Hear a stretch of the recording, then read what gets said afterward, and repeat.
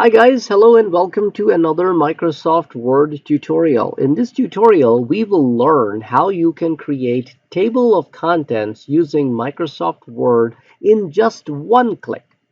Generally, when we write a research work or a long document, we generally use the styles. For example, for my New York City, I will use heading 1. It's a larger heading. Similarly, for history, I may use heading 2. Coming down, here in borrows, I'm going to use borrows for heading 2. Similarly, coming down to, let's say, climate, and I'll use heading 2.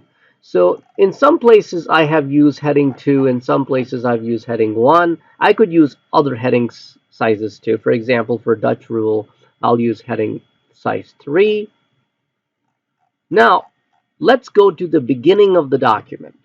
First of all, we will create a blank page. To create a blank page, you can simply click Insert tab, and you can create a blank page, or you can apply a control break by clicking the page break.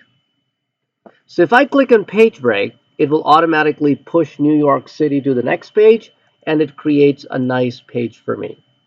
Now on this page, in order for you to create table of contents, you can click on the References tab.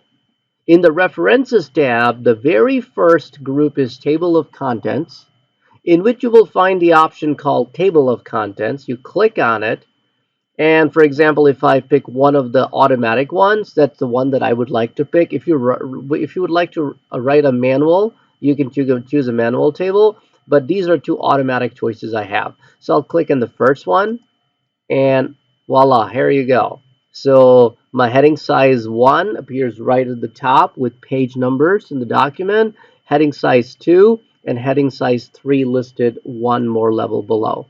Also, I can press and hold the control on the keyboard and click, and it will jump to that location where that item is.